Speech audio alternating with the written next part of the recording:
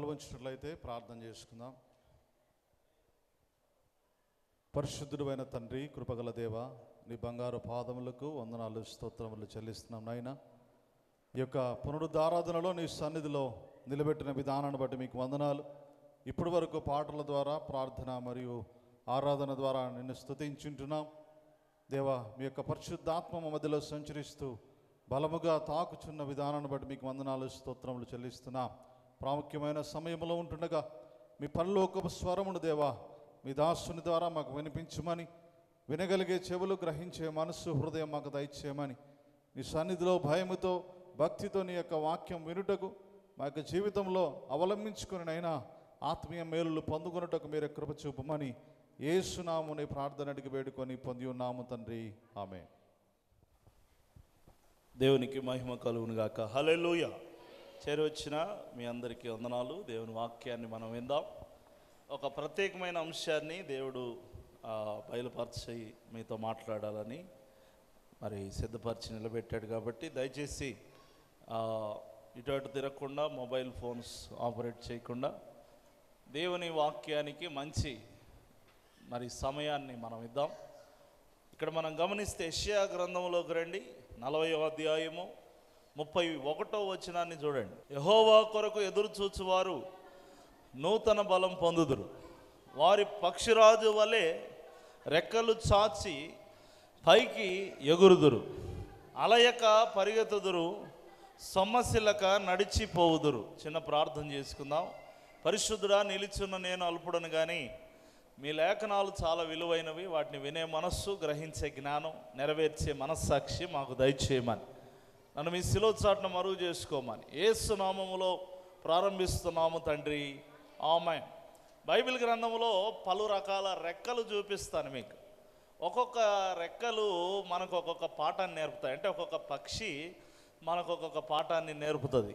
మన ఆధ్యాత్మిక జీవితంలోనూ, శారీరకమైన దైనందిన జీవితంలో కూడా ఈ సందేశం చాలా విలువైనదిగా ఉంటుంది. కాబట్టి దయచేసి అందరూ మనసు పెట్టి వినండి. మొట్టమొదటిగా పక్షిరాజు రెక్కలు. ఇక్కడ మనం చూసినట్లయితే ఈ పక్షిరాజు రెక్కలను దేవుడు నూతన బలంతో పోల్చాడు. నూతన బలంతో పోల్చాడు. ఈ పక్షిరాజు ఏం చేస్తాడంటే, తన వయస్సు మీరిపోయిన తర్వాత గమనించండి, తన రెక్కలను బండకేసి కొట్టి పాత రెక్కలను విరిచివేసుకొని అది కొత్త రెక్కలను సంపాదించుకుంటుంది. విరిచివేయకపోతే పాత రెక్కలు అట్లాగే ఉంటాయి. ఇది ఎగరలేదు. ఇది వాస్తవంగా పైకి ఎగరడానికి ఒక గొప్ప మరి తీర్మానం తీసుకున్న జీవి కాబట్టి పక్షులలో రాజుగా అది ఎంచబడింది. దేవునికి స్తోత్రం చెబుదాం ఒకసారి, హల్లెలూయా. నూతన బలం అనేది మనము అనుదినము పొందాలి అంటే చాలా విషయాలు మనము విదిలించుకోవాలి. కొన్ని అంత ఈజీగా మన మనసులో నుండి పోవు అన్నమాట. బాధలు, కలవరాలు, నిరుత్సాహము, ఏమండి, పాత జీవితానికి సంబంధించిన కొన్ని మూలాలు మనల్ని వెంటాడుతూ ఉంటాయి, మనల్ని బలహీనపరుస్తుంటాయి, మనల్ని ఉజ్జీవంగా ఉండనీయకుండా చేస్తాయి. అయితే ఆ పక్షిరాజు ఏం చేస్తుందంటే బలవంతంగా ఆ పాత రెక్కల్ని విరిచివేసుకుంటుంది. బలవంతంగా దానికోసం గాయపడుతుంది, దానికోసం అది నొప్పిని భరిస్తుంది, ఏమైనా చేస్తుంది. మొత్తానికి పాత రెక్కలను ఊడగొట్టుకుంటే తప్ప దానికి కొత్త రెక్కలు రావు.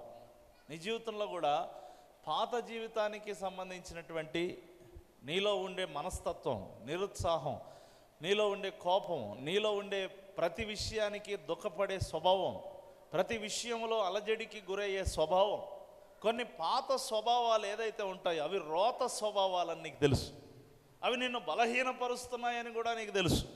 అలాంటి సందర్భంలో నూతన బలము పొందే పక్షిరాజులాగా దేవుడు నిన్ను కూడా బలపరచాలంటే నీవు కూడా ఆ పాత సంబంధమైనటువంటి ప్రతి విధమైన దానిని బలవంతంగా అయినా సరే ఏం చేయాలి, వదిలించుకోవాలి. ఈరోజు మనము ఆ రీతిగా తీర్మానము తీసుకుందాం. ప్రియమైన వారులారా, మీరు ఆలోచన చేస్తే కొన్ని సందర్భాల్లో మనము బలహీనులము అయినప్పటికీ బలంగా ఉండగలిగే కృప దేవుడు మనకిస్తాడు. కొన్నిసార్లు ఇప్పుడు మీకు ఒక చిన్న ఇన్సెక్ట్ గురించి చెబుతాను. కీటకం అంటారు కదా. ఈ కీటకం పేరు తుమ్మెద అంటారు. తుమ్మెద ఇంగ్లీష్లో బంబుల్ బీ అంటారు, తుమ్మెద.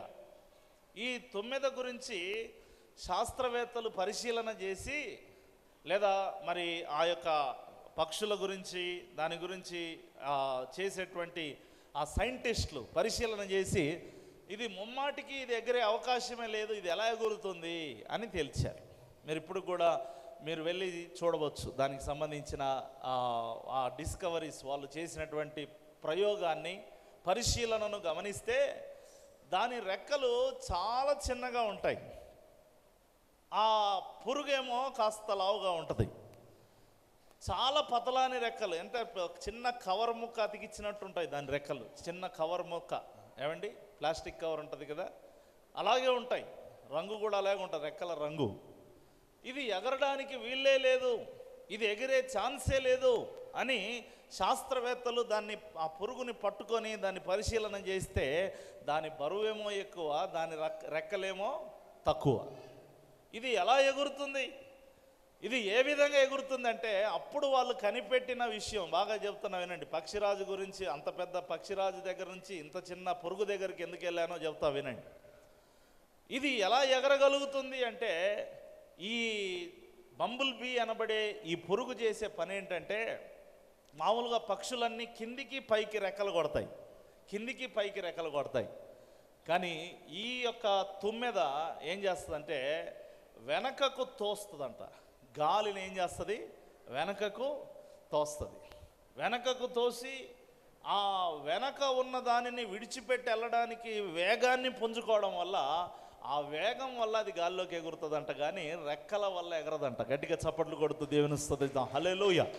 ఎందుకు నేను ఈ మాట చెప్తున్నా అంటే, వెనక ఉన్నవి మరచి ముందున్న వాటి కొరకు మనం ఏం చేయాలి, వేగిరపడాలి. అప్పుడు నీకు సామర్థ్యం లేకపోయినా, నీకు శక్తి లేకపోయినా, నీకు బలం లేకపోయినా, శాస్త్రీయంగానో మరి ఏ విధంగా ఆలోచన చేస్తే, హేతుబద్ధంగా ఆలోచన చేస్తే నువ్వు ఎప్పటికీ బాగుపడవు అని ఒక పరిస్థితి నీకున్నా కూడా సాధ్యము కానిది నువ్వేం చేయగలవు, సాధ్యం చేయగలవు. ముందు వెనక్కున్నవి ఏం చేయాలి, మర్చిపోవాలి. పక్షిరాజు నూతన బలం ఎందుకు పొందుతుంది అంటే, దానికి ఉన్న గుణమదే, పాత రెక్కలను అది విరగొట్టేసుకుంటుంది. నీ పాత జీవితంలో ఉన్నటువంటి కొన్ని బలహీన స్వభావాలు ఇంకా కలిగి ఉండడం వల్ల, ఎంత ఆరాధన చేసినా, ఎంత ప్రార్థన చేసినా, ఎంతగా దేవుని సన్నిధిలో గడిపినా ఇంకా నీ జీవితంలో సంతోషము, ఆనందము, ఆ ఆత్మ సంబంధమైనటువంటి మేలులను పొందలేకపోవడానికి గల కారణం ఏంటంటే, ఇంకా పాత జీవితానికి సంబంధించినటువంటి మూలాలు, ఆనవాలు, దానికి సంబంధించిన వేర్లు, కొమ్మలు ఇంకా నీలో అలాగే ఉండిపోవడం వల్ల నీలో ఏం కలగట్లేదు, నూతన బలము కలగట్లేదు. ఈరోజు మీరు ఆలోచన, పక్షిరాజు మనకు ఆదర్శంగా దేవుడు చూపిస్తూ మనకేమని సువార్త చెప్తున్నాడంటే, నూతన బలము పొందుదురుగాక. హల్లెలూయా. నూతన బలము పొందడానికి నూతన సంవత్సరాన్ని కూడా దేవుడు మనకి ఇచ్చాడు. కాబట్టి నూతన బలం మీరందరూ పొందాలని ప్రభు పేరిట నేను ఆశిస్తూ ఉన్నాను. ఇంకా మునుపట్లాగానే మీరు బలహీనంగా ఉన్నట్లయితే వెంటనే నూతన బలం పొందండి. ఇంకొక రెక్కలు నేను చూపిస్తా. అదేంటంటే ప్రియమైన వాళ్ళరా, గువ్వ రెక్కలు అంటాడు. గువ్వ రెక్కలు, జాగ్రత్తగా మీరు వినండి. పరిశుద్ధ గ్రంథంలో నుంచి కీర్తనలు 55వ కీర్తన 6, 7, 8 వచనాలు మనం చూసినట్లయితే, ఆహా గువ్వవలే నాకు రెక్కలున్నాయల్లా, నేను ఎగిరిపోయి నెమ్మదిగా ఉందునే, త్వరపడి దూరముగా పారిపోయి పెనుగాలిని సుడుగాలిని తప్పించుకొని అరణ్యములో నివసించి ఉందని అనుకొంటిని. బాగా వినండి. గువ్వ రెక్కలు మనకు నేర్పే పాఠం ఏంటంటే, గువ్వలు ఎప్పుడైనా కూడా నెమ్మది గల స్థలాల్లో ఉండడానికి ఆశపడతాయి. అది అరణ్యమైనా పర్లేదు, దానికి ఏం కావాలి, నెమ్మది కావాలి. ప్రియమైన వాళ్ళరా, మన జీవితంలో మనము నెమ్మది కలిగి ఉండడానికి కోరుకునేటువంటి స్వభావాన్ని మనకు గువ్వ రెక్కలు చూపిస్తాయి. చాలామంది నెమ్మది కోరుకోరు, అలజడి కోరుకుంటారు. నెమ్మది కోరుకునే వారిగా, సమాధానం కోరుకునేవారు, దేవుడు అన్నాడు సమాధానమును వెతకి దాన్ని ఏం చేయాలంట, వెంటాడాలి. వెతకి వెంటాడాలి. పీస్ అనేది మన జీవితంలో, శాంతికి మనం చాలా ప్రాధాన్యతనివ్వాలి. చాలామంది విశ్వాసుల్లో శాంతి సమాధానాలు లేవు. అలజడితో, ఆక్రోశముతో, కలహములతో, భయంకరమైనటువంటి ఆవేశాలతో కోపాలతో నిండిపోతూ ఉన్నారు. కానీ దేవుడు తెలియజేస్తున్నాడు, గువ్వవలే నాకు రెక్కలున్నాడులా, నేను నెమ్మదిగా వెళ్ళిపోతా. నెమ్మది కోరుకునే రెక్కలు నీకు ఉండును గాక. గట్టిగా చప్పట్లు కొడుతూ దేవుని హల్లెలూయా. నెమ్మది లేకుండా విస్తారమైన ధనముండుట కంటే దేవుని యందలి భయభక్తులతో ఉండుటే మేలు, ఉండుటే మేలు. మాధుర్యమే నా ప్రభుతో జీవితం, మహిమానందమే దేవునికి మహిమ కలుగును గాక. హల్లెలూయా. నెమ్మది గల స్థలాల్లో ఉండడానికి, లేదా మనమున్న స్థలాన్ని నెమ్మదిగా మలుచుకోవడానికి మనం ఏం చేయాలి? ఇష్టపడాలి. అక్కడ సుడిగాలి అనుంది, పెనుగాలి అనుంది. పెనుగాలి వంటి, సుడిగాలి వంటి పరిస్థితుల నుండి నువ్వు దూరంగా వెళ్ళాలి. కొంతమందికి కొట్లాటలు అంటే భలే ఇష్టం అండి. ఇంకా ఆ 4వ వీధిలో కొట్లాట జరుగుతుందంటే కూడా ఇక్కడ అన్నీ పక్కకు పడేసి అక్కడికి పోయి నిలబడతారు. అక్కడికి వెళ్ళి నిలబడి కొట్లాట చూడటమే కాదు, వాళ్ళ ఇళ్లల్లో కూడా కొట్లాటలు జరగాలి. ఎందుకు చెప్తున్నానంటే చాలామందికి నెమ్మదిగా ఉండాలి అనే రెక్కలు లేవు. నెమ్మదిగా ఉండాలి అనేటువంటి ఆ ఆలోచన మనకుంటే గనక దేవుడు ఎంతో సంతోషిస్తాడు. ఎందుకంటే ఆయన కూడా ఒక మాట చెప్పాడు కదా, నా శాంతిని నేను మీకు ఇచ్చి వెళ్ళుచున్నాను అన్నాడు. ఏమన్నాడండి? నా శాంతిని లోకం ఇచ్చున్నట్టు కాదు అన్నాడు. లోకం ఇచ్చే శాంతి సమాధానం ఎట్లా ఉంటుందంటే అది కాసేపే ఉంటుంది, కొద్దిసేపే ఉంటుంది. ప్రేమైన వాళ్ళరా, మీరు చూడండి, చాలా కోపంగా ఉన్న మనిషి దగ్గరికి కూడా వెళ్ళి, ఎందుకన్నా నీకు అంత కోపం అంటే, నేను నెమ్మదిగానే ఉంటానే, పరిస్థితిని బట్టి అలా వస్తుంటుంది అని అంటారు.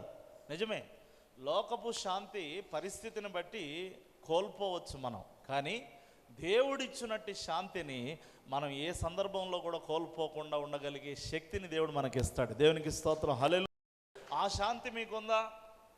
ఆ విధమైన నెమ్మది మీకుందా? మీరు గుండెల మీద చేసుకొని దేవునితో చెప్పండి, నాకు చెప్పనవసరం లేదు. కానీ మీకు నిజంగా గువ్వరెక్కలుంటే కనుక, ఆత్మ సంబంధమైన విధానంలో నేను చెబుతున్నాను, మీరు ఈ పాటికి నెమ్మది గల స్థితిలో ఉండడానికి మీ జీవితాన్ని మీరు సరి చేసుకుంటారు. ఇంకా నీ జీవితంలో నెమ్మది లేకపోతే, ఇంకా సమాధానం లేకపోతే, ఇంకా అలజడులతో ఆందోళనతో నెమ్మది లేని ఒక వ్యక్తిగా నువ్వు ఉన్నట్లయితే, ఇంకా నీకు ఆత్మ సంబంధమైన గువ్వరెక్కలు దేవుడు నీకు ఇచ్చినా కూడా దాన్ని సరిగా, ఇప్పుడు చూడండి, పక్షి ఎందుకు ఎగురుతుంది అని అంటే అది పక్షిగా పుట్టినందుకు అని ఒక కారణం, రెండో కారణం దానికి రెక్కలు ఉన్నందుకు అని ఒక కారణం, మూడో కారణం ఏంటి?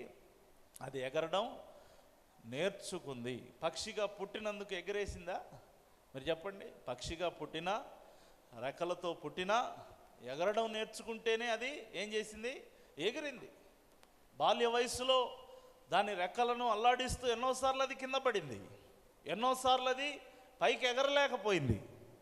రెక్కలు ఉన్నాయనో పక్షిననో అది ఎగరలేదు, ఎగరడం నేర్చుకుంది కాబట్టి అది ఎగిరింది. మనం కూడా మానవులుగా మరి దేవుడు మనకు ఏదో ఆత్మ సంబంధంగా నడిపింపుని ఇచ్చేసాడు అన్నంత మాత్రాన అన్ని రకాల మరి ఆశీర్వాదకరమైన స్థితిగతులను మనం పొందలేం. కానీ దాన్ని ప్రాక్టీస్ చేయాలి, దాన్ని సాధన చేయాలి.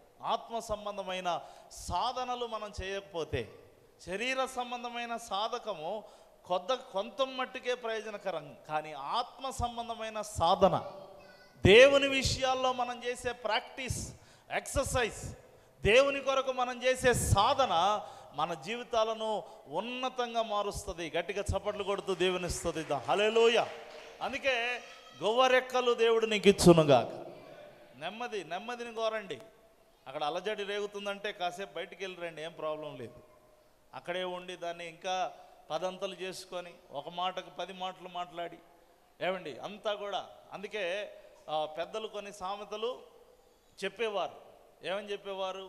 గోరంత పోయి కొండంత అవుతుంది అనే ఒక సామెత ఉంది, నవ్వులు పోయి నువ్వులైపోతాయి అనే ఒక సామెత ఉంది. ఇలాగ చాలా విషయాలు నిజమే, చిన్నదిగా ప్రారంభించబడి అది పెద్ద రాద్ధాంతంగా సృష్టించబడి ఎన్నో కుటుంబాల్లో శాంతి లేదు, సమాధానం లేదు.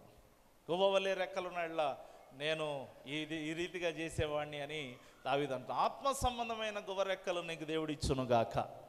ఇంకొక మాట నేను మీకు జ్ఞాపకం చేస్తాను. అదేంటంటే వేకువ రెక్కలు అని ఉంది పేరు. వేకువ రెక్కలు దేనికి ఉంటాయి? వేకువ రెక్కలు అంటే ఏంటి? లైట్ పురుగులు మీరు ఎప్పుడన్నా చూసారా? ఈ లైట్ పురుగులు ప్రేమైన వాళ్ళరా మీరు ఆలోచన చేస్తే మీరు చూడండి ఒకసారి పరిశుద్ధ గ్రంథములో కీర్తనలు 139వ కీర్తన 9-10 వచనాలు చదవండి. సముద్ర దిగంతములలో నివసించినను, ఆ దిగంతాలంటే సముద్రాలు నీళ్ళ లోపలికి అనుకునేరు. అట్లా అంటే భూదిగంతముల వరకు ఏమండి సువార్త అని ఉంది కదా, అంటే భూమిలోకి తవ్వి సువార్త చేస్తారా ఎవరైనా? దిగంతంలో వరకు అంటే సముద్రంలో ఎంత లోపలికి వెళ్తే ఎంత చీకటి ఉంటుంది కదా, మీకు తెలుసు కదా. సముద్రంలో ఒడ్డున కాస్త వెలుతురు కనిపించినా లోపలికి వెళ్ళే కొద్దీ ఆనాడు పౌలు అంటాడు 3 రోజులు మేము సూర్యుడిని చూడలేదంటాడు. 3 రోజులు సూర్యుడినైనను చంద్రుడినైనను మేము చూడలేదంటాడు. అంటే భయంకరమైన అంధకారం, చీకటి, గాఢాంధకారం. ఆ పరిస్థితుల్లో వేకువ రెక్కలు కలిగి ఉన్నాడంట. గట్టిగా చప్పట్లు కొడుతూ దేవుని స్తుతిద్దాం. హల్లెలూయా. వేకువ రెక్కలు ఉండాలి. ఈ లోకం కూడా గాఢాంధకారమే. అంధకారమయమైన, చీకటిమయమైన, భయంకరమైన లోకములో మనం జీవిస్తున్నప్పుడు, సముద్రం అనే లోకములో మనం జీవిస్తున్నప్పుడు మనం ఏం కలిగి ఉండాలండి? వేకువ రెక్కలు కలిగి ఉండాలి. ఏ విధంగా వేకువ రెక్కలు ఉంటాయి మనకి? దేవుని వాక్యమే మనకు వెలుగు కదా. దేవుని వాక్యమే మనకు వెలుగు. అంధకారం అనేటువంటి చీకటికరమైన వలయాలలో ప్రేమైన వర్లరా వెలుగు అనే రెక్కలు మనకు ఉండాలి. మేము ఇలాంటి లోకంలో ఉన్నామండి, అందుకే మాకు ఈ రీతిగా పరిస్థితులు ఏర్పడ్డాయని మీరు అనకూడదు. చీకటిలో కూడా దేవుని వెలుగు ప్రకాశించును గాక. గట్టిగా చప్పట్లు కొడుతూ దేవుని స్తుతిద్దాం. హల్లెలూయా. అంధకారములో ఆయన ప్రకాశించును గాక అని ప్రవచనాలు చెబుతున్నాయి. అంధకారములోనే దేవుడు ప్రకాశిస్తాడు. మీరు ఆలోచన చేయండి ప్రియమైన వర్లారా. ఈ లైట్లు ఆన్ చేసి పెట్టాం కదా, మరి ఈ లైట్లు ఇప్పుడు వెలుగుతున్నట్లుగానే రాత్రి కూడా వెలుగుతాయి. కానీ వెలుగును ఎప్పుడు ఎక్కువ ఇస్తాయి? అవి రాత్రి వేళ ఎక్కువ వెలుగునిస్తాయి. మనం కూడా మన జీవితంలో చీకటి కమ్మే కొలది, మన జీవితంలో అంధకార ఛాయలు కమ్మే కొలది, అపవాది చీకటిని మనలోనికి తీసుకొని వచ్చే కొలది మన చుట్టూ మనం ఇంకా వెలగాలి. దేవుని కొరకు మనం ప్రకాశించాలి. దేవునికి స్తోత్రం. హల్లెలూయా. నా తండ్రి నీ సన్నిధిలో నీవలే ప్రకాశింతును. నా తండ్రి నీ సన్నిధిలో నీవలే ప్రకాశింతును. చేతులెత్తి ఆరాధనా ఆరాధనా ఆరాధనా నీకే ఆరాధనా. ప్రకాశించే ఆ దివ్య సియోనులో గనుడా నిన్ను దర్శింతును. కలలోనైనా అనుకోలేదే, కలలోనైనా అనుకోలేదే నాకింత భాగ్యము కలదని, నాకింత భాగ్యము కలదని. దేవునికి మహిమ కలుగును గాక. హల్లెలూయా. ప్రియమైన వర్లరా, ఈ లైట్ పురుగులు ఎందుకు వెలుగుతాయి తెలుసా? ఎప్పుడన్నా ఆలోచించారా? కనీసం చూసారా? ఎప్పుడన్నా పల్లెలకు వెళ్తే చిన్న వయసులో ఉన్నప్పుడు మేమైతే చూసాం. లైట్ పురుగులు మేము చూసామన్న వాళ్ళు ఒకసారి చేయొద్దండి. ఏం పర్లేదు, ఓకే. ఈ తరం వాళ్ళు ఇప్పుడు పుట్టిన వాళ్ళు చూడలేరేమో ఇంకా అవన్నీ. పైన పెట్టలు కనపడవు, పక్షులు కనపడవు, అంతా వైఫై పైన అంతా ఇంటర్నెట్ తిరుగుతుంది. ఇంక ఇంటర్నెట్ తిరుగుతుంటే పక్షులు తిరగవు, పెట్టలు తిరగవు, పురుగులు అసలే తిరగవు. ఇంకా మనకు ఫుల్ సప్లై అంటే దోమలే ఏ కాలానికైనా సరే. ఏమండి, ఇక అవి సిగ్గు లేకుండా అందరినీ కొడుతుంటాయి కాబట్టి అవి కూడా బాగా అందుబాటులో ఉన్నాయన్నమాట. మీరు ఆలోచన చేయండి, ఈ లైట్ పురుగులు ఎందుకు వెలుగుతాయి? ఎందుకు వాటికి వేకువ రెక్కలు ఉన్నాయంటే వాటి గురించి మరి చాలా పరిశోధనలు చేసిన తర్వాత శాస్త్రవేత్తలు కనుగొన్నది ఏంటంటే వాటి స్నేహితులను పిలవడం కోసం అవి వెలుగుతాయంట. దేనికోసం వెలుగుతాయి? ఆ చీకట్లో నాకు భయం అవుతుంది అందుకే నేను వెలుగుతున్నాను అని కాదంట వెలిగేది. నా స్నేహితులు ఎక్కడున్నారు, నా సమూహం ఎక్కడున్నారు, లేదా నా జాతి పురుగులు ఎక్కడున్నారని చెప్పి అందరినీ కూడా పిలవడం కోసం ఆ పురుగులు ప్రియమైన వాళ్ళరా అందుకే మీరు చూడండి గుంపులు గుంపులుగా కనిపిస్తాయి మనకి. ఆ లైట్ పురుగులన్నీ ఎట్లా కనిపిస్తాయి? గుంపులు గుంపులుగా కనిపిస్తాయి. ఈరోజు దేవుడు నీకు వేకువ రేఖలు ఇచ్చింది 2 విషయాల్లో ఇచ్చాడు. సరే, అంధకారంలో నువ్వు ప్రకాశించాలని ఇచ్చాడు. దేనికోసం ప్రకాశించాలి అంటే అనేకులను నీవు ఒక సమూహంగా ఏర్పాటు చేసి ఒక గొప్ప వెలుగుగా, ఒక గొప్ప సంఘముగా, సార్వత్రికంగా ఒక గొప్ప గుంపుగా మనందరం కూడా ఐక్యత కలిగి రేపు దేవుని రాజ్యంలో ఒక గుంపుగా చేరుదుముగాక. గట్టిగా చప్పట్లు కొడుతూ దేవుని హల్లెలూయా, హల్లెలూయా. మరి మీరు నిజంగా వేకువ రెక్కలు గలవారైతే సముద్ర దిగంతములకు వెళ్ళినా మీరేం చేస్తారు? వెలుగుతారు.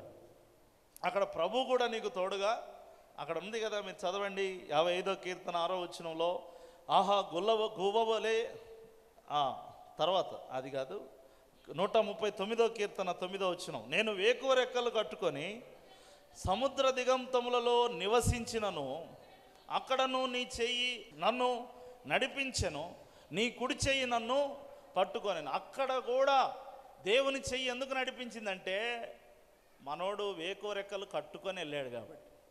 అజాగ్రత్తగా వెళ్ళాల. కొన్నిసార్లు లోకంలోకి మనం వెళ్తాం ఉద్యోగపరంగా, వ్యాపార పరంగా, ఏమండి, లేదా కొన్ని అవసరాల పరంగా లోకంలోకి వెళ్తాం. లోకంలో ఉన్నవారితో పలకరించాల్సి వస్తుంది, లోకంలో ఉన్నవారితో కలిసి పనిచేయాల్సి వస్తుంది, లోకంలో ఉన్నవారితో ఐక్యత కలిగి ఉండాల్సి వస్తుంది. నువ్వు భూదిగంతముల వరకు వెళ్ళినా అన్నట్టుగా సముద్ర దిగంతముల వరకు వెళ్ళినా అంటే లోకంలోనికి నువ్వు ఎంతైనా వెళ్ళు. ఫారిన్ కంట్రీలో, అమెరికా దేశంలో ఒక వ్యభిచారిని దేవుడు రక్షించుకున్నాడు. అప్పుడు ఆవిడ ప్రార్థన చేస్తూ ఉందంట, దేవా ఇంకెన్నడూ కూడా అటువైపు ముఖం కూడా తిప్పను అని ప్రార్థన చేస్తుందంట. అప్పుడు దేవుడు ఆమెతో మాట్లాడి, స్వరమెత్తి మాట్లాడి, నువ్వు వెళ్ళి సువార్త చేయాల్సింది అక్కడే అన్నాడంట. ఆశ్చర్యపోయింది ఆవిడ. అదేంటి ప్రభా, ఆ పాడు జీవితాన్ని వదిలేద్దాం అనుకొని ఇంకెప్పుడు ఆ వీధిలోకి కానీ ఆ ప్రాంతంలోకి కానీ అడుగు పెట్టకూడదని ఒక పరిశుద్ధమైన నిర్ణయం నేను తీసుకుంటుంటే నువ్వు అక్కడికి వెళ్ళి సువార్త చేయమంటావేంటి? అక్కడికి వెళ్తే నేను బలహీన పడతానేమో, అక్కడికి వెళ్తే నేను మళ్ళీ పాత జీవితంలోకి వెళ్తానేమో. లేదు లేదు, నేను నిన్ను బలపరుస్తాను, నువ్వు వెళ్ళి వారి మధ్య సేవ చేయమంటే ఆ రోజు నుంచి బైబిల్ పట్టుకొని ముందు రోజు వరకు లేదా ముందు వారం వరకు, మునుపటి రోజుల్లో ఒక వేశ్యగా అక్కడ తిరిగిన ఆవిడ ఇప్పుడు ఒక స్వార్థికురాలిగా అక్కడ తిరిగింది. గట్టిగా చప్పట్లు కొడుతుంది. హల్లెలూయా. ఏనాడు కూడా బలహీన పడకుండా దేవుడు ఆమెను గొప్ప స్వార్థికురాలిగా ఎత్తి పట్టుకున్నాడు. సముద్ర దిగంతముల వరకు వెళ్ళిన వేకువ రెక్కలు కట్టుకొని వెళ్ళానన్నాడు దావీదు. వేకువ రెక్కలు కట్టుకొని వెళ్తే అంటే ఆత్మ సంబంధమైన వెలిగింపు కలిగి వెళ్తే ఎంత పాపుల మధ్యలోనికి నువ్వు వెళ్ళినా, ఎంత దుర్మార్గుల మధ్యలోనికి నువ్వు వెళ్ళినా దేవుడు నీ పక్షాన ఉంటాడు. నిన్ను నశించిపోకుండా, పాడైపోకుండా దేవుడే కాపాడుతాడు. దేవునికి స్తోత్రం కలుగునుగాక. హల్లెలూయా.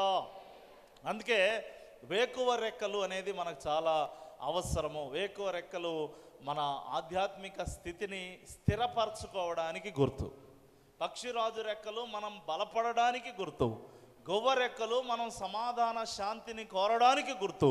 వేకువ రెక్కలు మనం ఎక్కడున్నా స్థిరపడి ఉండడానికి గుర్తు. చాలామంది క్రైస్తవులలో లేనిది స్థిరత్వం, స్థిరమైన బుద్ధి, స్థిరమైన నడిపింపు లేకపోవడం వల్ల భక్తి కొద్ది కాలాన్నే అది ముగిసిపోతుంది. అది ఒక ముగిసిన అధ్యాయంగా మిగిలిపోతుంది. దాన్ని కొనసాగించలేకపోతున్నారు. అందుకే నేను అంటున్నా, నువ్వు స్నేహితుల మధ్యకి వెళ్తున్నావా, లేదా ఎక్కడన్నా లోకంలో నశించిపోతున్న వారి మధ్యకు నువ్వు వెళ్తున్నావా, బంధువుల మధ్యకి వెళ్తున్నావా? ఏ రెక్కలు కట్టుకొని వెళ్ళాలి? ఏ రెక్కలు కట్టుకొని వెళ్ళాలి? వేకువ రెక్కలు కట్టుకొని వెళ్ళాలి. ఎక్కడ దొరుకుతాయి? మార్కెట్లో దొరుకుతాయా? ఏమండి, దొరుకుతాయి. ఆత్మ సంబంధమైన వెలిగింపును బట్టి మనం తగిలించుకునే ఆత్మ సంబంధమైన రెక్కలు. దేవునికి స్తోత్రం కలుగును గాక. హల్లెలూయా. మీరు గమనించండి. అందుకే వేకువ రెక్కలు మనం కలిగి ఉన్నటువంటి పరిస్థితిలో స్థిరత్వం మరియు ఒక సమూహంగా సంఘాన్ని ఇంకా బలపరిచి అనేకులను దేవుని యొద్దకు నడిపించే వారంగా మనం ఉండుదుము గాక. ఇంకొక అద్భుతమైన రెక్కలు నేను చూపించి ముగిస్తాను. ఇదేంటంటే కెరూబుల రెక్కలు. అందరు చెప్పండి ఈ మాటను, కెరూబుల రెక్కలు. దయచేసి మీరు ఆలోచన చేయండి. కెరూబులు అంటే ఎవరు? దేవదూతలు. దేవదూతలకు ఎన్ని రెక్కలు ఉంటాయి? 6 రెక్కలు ఉంటాయి. ఎందుకు 6 రెక్కలు ఉన్నాయి? 2 రెక్కలు సరిపోవా? పక్షులకు 2 రెక్కలే కదా ఉండేది. వీటికి 6 రెక్కలు ఎందుకు ఉన్నాయంటే, బాగా వినండి ప్రియమైన వారలారా, కెరూబులకు వస్త్రము కూడా రెక్కలే, ఎగిరేది రెక్కలతోనే, చేతులు కూడా రెక్కలే. అందుకే వాటికి 6 రెక్కలు ఉంటాయి. చేతులు ఉంటే చాలు కదండి, రెక్కలు ఎందుకండి చేతుల కంటే? దేవుని ఎదుట వెళ్ళినప్పుడు అవి చేతులను మూసుకున్నప్పుడు రెక్కలు కూడా తమ ముఖమును కప్పివేస్తాయి. ఆ రీతిగా దేవుడు వాటిని సృజించాడు, కెరూబులను సృజించాడు. ఇప్పుడు కెరూబు రెక్కల వలన మనం ఏం నేర్చుకుంటాం? బాగా వినండి. మందసమును తయారు చేసేటప్పుడు, దేవుడు మందసము తయారు చేసేటప్పుడు కెరూబులను ఇన్వాల్వ్ చేశాడు. కెరూబులకు మందసానికి ఏం సంబంధం? అప్పుడు దేవుడు అన్నాడు, ఇదిగో ఒక కరుణాపీఠము తయారు చేయి. ఆ కరుణాపీఠం మీద 2 కెరూబులు ఉండాలి. ఓకే ప్రభా. ఆ 2 కెరూబులు తమ రెక్కలు విప్పినవై ఉండాలి. సరే ప్రభా. ఆ 2 కెరూబులు ఒకదానికి ఎదురుగా ఒకటి ఉండాలి. సరే ప్రభా. ఆ 2 కెరూబులు తల దించుకొని మందసాన్ని కప్పాలి. గట్టిగా చప్పట్లు కొడుతూ దేవుని స్తుతిద్దాం. హల్లెలూయా.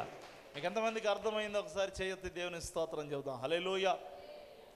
ఈ కెరూబుల రెక్కలు మీరు చదవండి, నేను చదివించిన తర్వాత వివరిస్తాను ఒక మాట. 1 రాజుల గ్రంథం 8వ అధ్యాయము 7వ వచనం చదవండి. కెరూబుల రెక్కలు మందస స్థానము మీదికి చాపబడెను.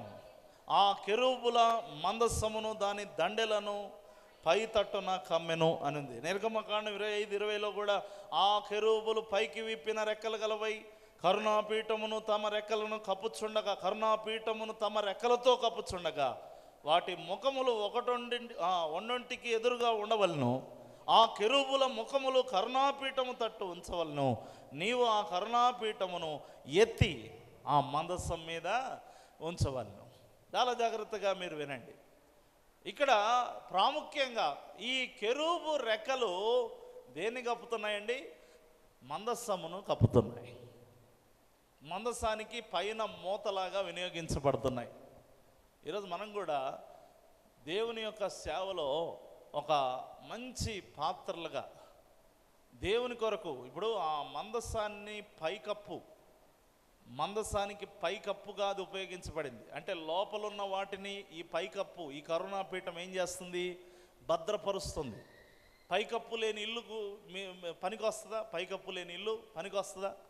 ఒకసారి నేను ఒక గ్రామంలో, మరి అయ్యా 10 సంవత్సరాలు అయింది, 10 కాదులే 8 సంవత్సరాలు అయింది, మీరు వచ్చి ప్రార్థన చేయండి, ఏదో రకంగా ఈ సంవత్సరం ప్రారంభించాలనుకున్నామని చెప్పారు. నేను వెళ్ళి చూశాను. అక్కడ చెట్లు మొలిశాయి, కంపలు మొలిశాయి. తీరా చూస్తే ఆ ఇల్లు గోడలు కట్టారు, కిటికీలు ఎక్కడెక్కడ పెట్టాలో పెట్టారు, దానికి సంబంధించిన బేస్మెంట్ వేశారు, అన్నీ వేశారు, పిల్లర్లు వేశారు, గోడలు వేశారు, అన్నీ వేశారు. 8 సంవత్సరాల నుంచి ఇది ఎందుకు ఆగిపోయిందమ్మా అని నేను అడిగితే, పైకప్పు వేయలేకపోయామనింది ఆవిడ. ఏమనింది? పైకప్పు వేయలేకపోయామనింది. పైకప్పు లేకపోతే ఆ ఇంటికి 8 సంవత్సరాల వరకు ఏమి లేదు, విలువ లేదు. ముళ్ళ కంపలు పెరిగాయి, గచ్చ పొదలు పెరిగాయి, పనికిరాని చెట్లన్నీ పెరిగాయి.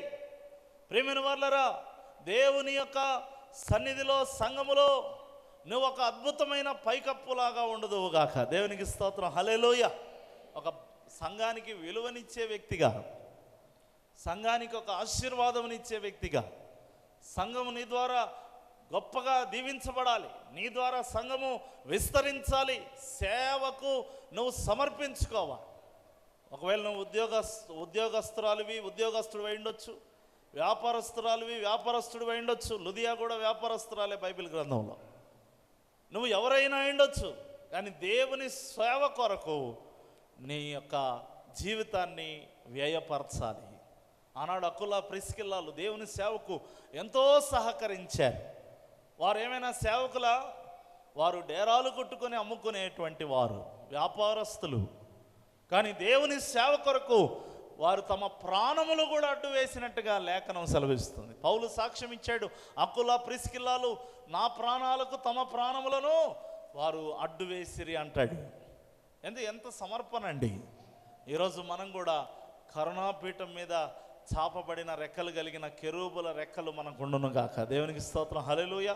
ఇక్కడ చూడండి, ఒంటింటికి ఒకటి ఎదురుగా, అంటే ఒకదానికొకటి ఎదురుగా నిలబడ్డాయి. ఈనాడు క్రైస్తవులలో ఈ విధమైన ఐక్యత ఉందా?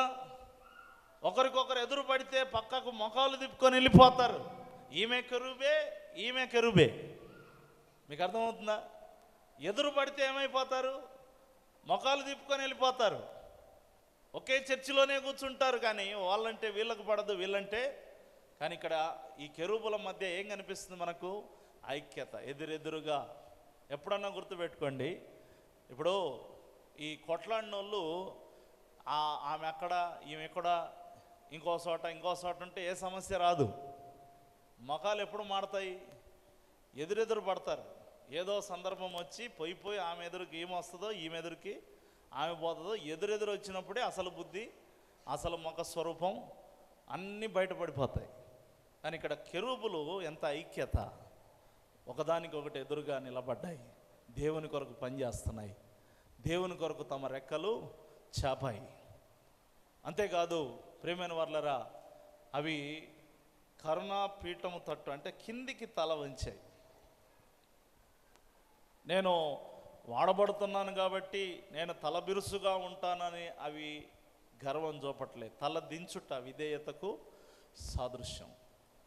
అవి తల దించుకొని రెక్కలు చాపి ఆ మందసం వైపు చూస్తున్నాయి. మీరు ఆలోచన చేయండి. వాస్తవంగా ఈ మందసములో ఉన్న వస్తువులను కాపాడుతున్నది కెరూబులేమీ కాదు, కరుణాపీఠమే కాపాడుతుంది. కరుణాపీఠం క్రీస్తునకు సాదృశ్యం. కరుణాపీఠం ఏమండి, ఈ లోతైన విషయాలు మీరు అర్థం చేసుకుంటే చాలా బాగుంటుంది. బాగా వినండి. ఈ కరుణాపీఠమే కదా మందసాన్ని మూసింది. కరుణాపీఠమా కెరూబులా? మీరే చెప్పండి. మామూలుగా మీరు కనుక ఆ పిక్చర్ చూస్తే, మీరు ఎప్పుడన్నా మందసం యొక్క పిక్చర్ చూస్తే, ఈ కెరూబులు అనేవి పైన ఉంటాయి, ఎంత మట్టుకే అవి రెక్కలు చాపుకొని ఉంటాయి. వాస్తవానికి కరుణాపీఠమే మందసములో ఉన్న వస్తువులను అదేం చేస్తుంది? ఒక మూతలాగా పనిచేస్తుంది. కానీ ఇక్కడ హైలైట్ అవుతున్నది ఎవరు? కెరూబులు.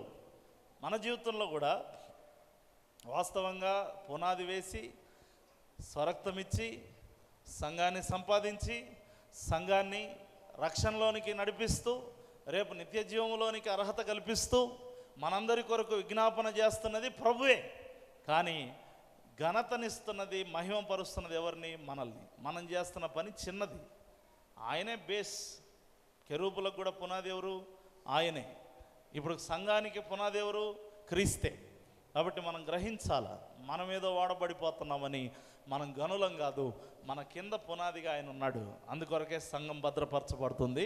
అయితే మనం కూడా వినియోగపరచబడుతున్నాం, మనం కూడా ఒక బలమైన పాత్రగా ఎంచబడుతున్నాం. ఈ మాటలు దేవుడు మనందరి హృదయంలో ఫలింపచేయును గాక.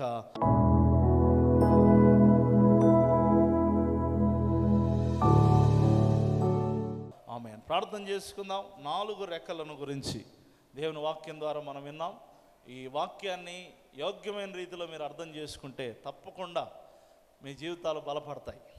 మరి పై సంగతులు విని వెళ్ళిపోయే మనసు ఉండకూడదు. లోతైన కొన్ని సంగతులు మనం గ్రహించగలిగితే మనకు అది చాలా ఆశీర్వాదకరం. వాక్యం సెలవిస్తుంది. మొదటిగా పక్షిరాజు రెక్కలు నూతన బలానికి సాదృశ్యమైన లెక్కలు. ఒకవేళ ఇంకా నూతన బలం నువ్వు పొందకపోతే బలహీనపడిపోతావు. గువ్వ రెక్కలు నెమ్మదికి గుర్తు. నెమ్మది, సమాధానం, శాంతి నీ జీవితంలో కలిగి ఉండడానికి దేవుడు నిన్ను బలపరుస్తున్నాడు. వేకువ రెక్కలు. వేకో రెక్కలు. సముద్ర దిగంతంలో లోకములో నువ్వు ఎక్కడ సంచరించినా ఆత్మీయతలో సడలక త్రొట్టిల్లక ఉండే విధానానికి గుర్తు. స్థిరమైన వెలిగింపు కలిగి ఉండాలని దేవుడు కోరుతున్నాడు. కెరూబు రెక్కలు సేవకు గుర్తు. దేవుని సేవలో సద్వినియోగపరచబడాలి, దేవుని కొరకు నిలబడాలి. రెక్కలు చాపి నిలబడినట్టుగా కెరూబులు మందస్సమును కాయుచున్నట్టుగా సంఘమును నీవు కూడా పరిశుద్ధాత్మ కాయుచున్నాడు, ఆయనతో కలిసి నువ్వు పని చేయాలి. కరుణాపీఠంతో కలిసి కెరూబులు పని చేసినట్టుగా పరిశుద్ధాత్మతో కలిసి నీవు పని చేయుదువుగాక యేసు నామములో. కరుణాపీఠముతో నిలిచి నీవు కూడా రెక్కలు చాపుదువుగాక యేసు నామములో. బలహీనంగా నామకార్థంగా ఉండకుండా ఒక్కసారి చిన్న తీర్మానం తీసుకోండి. రెక్కలు, ఆత్మ సంబంధమైన రెక్కలు దేవుడు నీకు ఇచ్చునుగాక అని ప్రార్థిస్తూ యేసు నామములో పొంది ఉన్నాము తండ్రి, ఆమేన్.